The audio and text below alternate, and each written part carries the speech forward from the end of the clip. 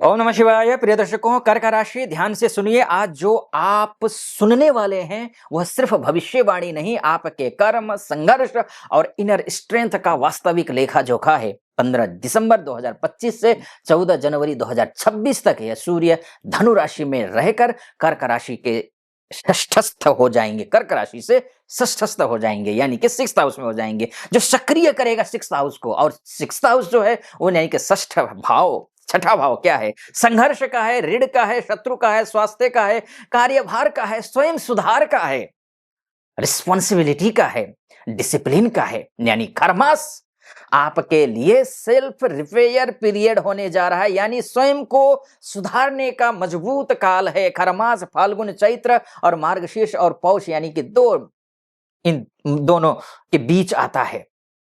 अंग्रेजी कैलेंडर के हिसाब से देखें तो मार्च अप्रैल यानी कि मार्च मिड से लेकर के अप्रैल मिड तक और दिसंबर मिड से लेकर के जनवरी मिड के बीच में 2025-26 में ये जो वीडियो बना रहा हूं मैं, वो दिसंबर जनवरी तक चक्र का बना रहा हूं मैं, जो कर्क राशि के लिए कर्म की परीक्षा और परिणाम की चमक दोनों को लेकर के आता है।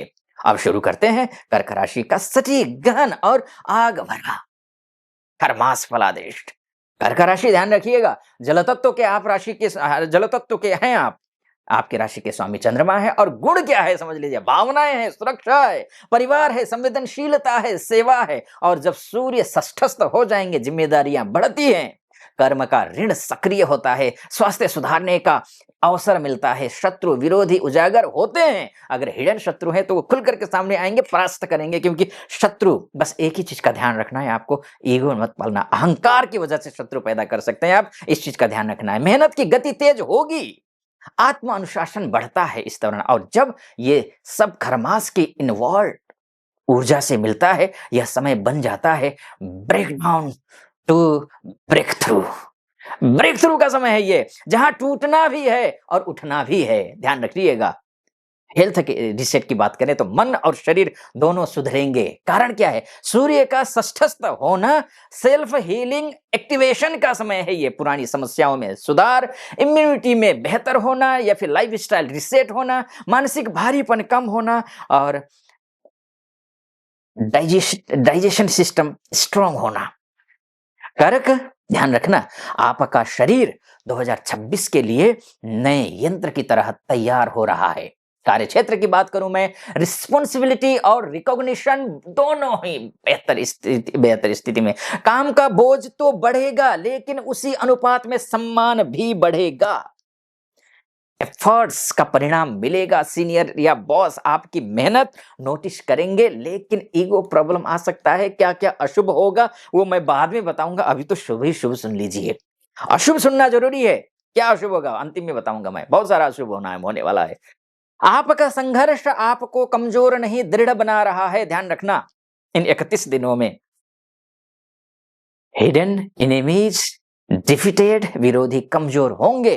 कारण क्या है? सिक्स्थ हाउस यानी कि षष्ठस्थ सूर्य, शत्रु, मुकदमे, कंपटीशन। सूर्य अथॉरिटी का ग्रह है। आपको अथॉरिटी, अगर आप सही हैं, आपको सफल बना देगा, ये जीत दिला देगा। कुछ भी हो, जो लोग आपके खिलाफ थे उनकी चालें उलट पड़ेंगी। अब कॉम्पिटिटर्स पीछे हटेंगे। वर्क प्लेस पॉलिटिक्स में धीरे धीरे खत्म होंगे। जितने भी वर्क प्लेस में पॉलिटिक्स था, जो आपको तोड़ना चाहता था ना, अब आपकी जीत का कारण बनेगा। ध्यान रखना, आप समस्याओं को सीढ़ी बनाकर चल लीजिए, सफलता के शिखर पर पहुंचने वाले हैं आप। डिसिप्लिन पावर, जीवन की दिशा सुधरेगी, दिनचर्या सुधरेगी, आदतें सुधरेंगी, आलस्य कम होगा, प्रोडक्टिविटी बढ़ेगी। ये ध्यान रखें, 4 चीजें ये भी ध्यान रखना। कर्क, इस समय आप खुद का नया संस्करण बना रहे हैं। ऋण कम करने, धन संतुलन का उत्तम समय है ये। कर्ज चुकाने में सहायता, परिवार में आर्थिक स्थिरता, अनावश्यक खर्च पर रोक, धन का रिसाव बंद होने का समय है ये। पैसा रुकने लगा तो जीवन थमने लगता है, ध्यान रखना। आप जानते हैं ना, बेहतर जानते हैं, ये काल, ये समय आपको आर्थिक जड़ें मजबूत बना देगा। सेवा हो, परिवार हो और ड्यूटी का सही अर्थ स्पष्ट करवा देगा यह समय। परिवार के प्रति जिम्मेदारी बढ़ेंगी, माता-पिता की सेवा से पुण्य अर्जन होगा, घर का एनवायरनमेंट सुधर सकता है, बस आपका योगदान सही होना चाहिए, योगदान बढ़िया रखिएगा, ईगो को खत्म करना है। सबसे बड़ा डर अगर कहीं कुछ है, तो वो आपका ईगो है। ईगो ही शत्रु बनाएगा, चाहे परिवार में हो, चाहे कार्य क्षेत्र में हो, चाहे बिज़नेस में हो, चाहे अन्य क्षेत्र में हो, सोसाइटी में हो, कहीं भी। आपका प्रेम, आपकी शक्ति और जिम्मेदारी परीक्षा आपकी परीक्षा होगी। आपका प्रेम और आपकी शक्ति, ध्यान रखना। मानसिक दबाव और भावनात्मक थकान भी महसूस करेंगे।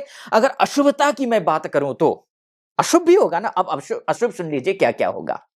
चंद्रमा तेजी से प्रभावित होता है, सूर्य का षष्ठस्थ भाव में होना, षष्ठस्थ होना, मूड स्विंग्स, जल्दी नाराज होना, लोनलीनेस होना, इमोशनल बर्डन, ये सारी चीजें होंगी, ये अशुभ हैं।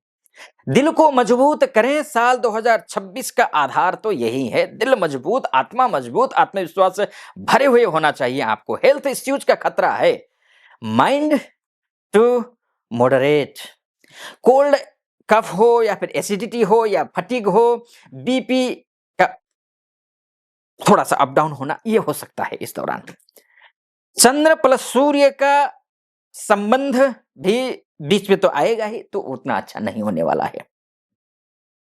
वर्क ओवरलोड, समय की कमी, यानी कि सुबह से देर रात तक काम करना, मल्टीपल रिस्पॉन्सिबिलिटीज को निभाना या फिर डेडलाइंस का दबाव आपके ऊपर पड़ने वाला है, ये भी आप समझ लीजिए। आप जितनी मेहनत अभी करेंगे ना, 2026 में उसका फ्रूट्स यानी कि फल कई गुना मिलने वाला है, ध्यान रखना आप। हिडन एनिमीज की चालें वो इनिशियल स्टेज पर हैं। कोई व्यक्ति आपके बारे में गलत बोल सकता है, चिंता मत करिए, कोई चिंता करने की जरूरत। वर्क प्लेस पॉलिटिक्स हो सकता है, जाइए, जिसको करना है करने दीजिए। जेलेसी लोग हो सकते हैं, होने दीजिए, ये सारे होंगे, लेकिन आप कॉन्फिडेंट होकर के आगे चलिए। सशस्त्र सूर्य शुभ होगा। शत्रु सामने नहीं आएगा, लेकिन उसकी हार निश्चित होगी, इतना समझ लीजिए। रिलेशनशिप नेग्लेक्ट नहीं करना है। पार्टनर को लग सकता है कि आप दूर हो रहे हैं, ध्यान रखना। टाइम कम देना, इमोशनल एनर्जी कम होना या मिसअंडरस्टैंडिंग पॉसिबल है, ध्यान रखिएगा। बस मैं उपाय कुछ बताऊंगा, उससे पहले मैं एक बात करूँ, उपाय बताऊंगा और मैं निष्कर्ष समरी क्या है वो मैं बता दूंगा। उससे पहले आप अगर अपनी कुंडली दिखाना चाहते हैं, विश्लेषण करवाना चाहते हैं मुझसे, तो नीचे नंबर है, उस नंबर पे कॉल कीजिए, व्हाट्सएप कीजिए, मेरी टीम से बात करके अपॉइंटमेंट ले लीजिए। आप महिला हो, पुरुष हो, देश से देख रहे हो या विदेश से देख रहे हो, तो सभी आप कर सकते हैं। टीम से बात करके अपॉइंटमेंट ले लीजिए, मैं स्वयं आपकी कुंडली का विश्लेषण करूंगा। हाँ, वीडियो सटीक लग रहा हो तो चैनल को सब्सक्राइब, वीडियो को लाइक और कमेंट बॉक्स में जाकर के हर हर महादेव जरूर लिख दीजिएगा। सूर्य को अर्घ्य दीजिए रोज, मानसिक क्लैरिटी आ जाएगी, ऊर्जा नियंत्रण हो जाएगा।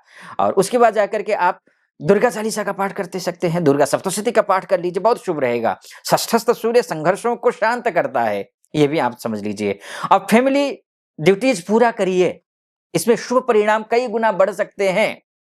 कोई बड़ा निर्णय 14 जनवरी 2026 के बाद लीजिए, उससे पहले मत लीजिए, क्योंकि खरमास है। खरमास जो होता है, खरमास में निर्णय अनस्टेबल होते हैं, इसलिए लेना लेना नहीं चाहिए। कोई भी शुभ कार्य अवॉइड करिए।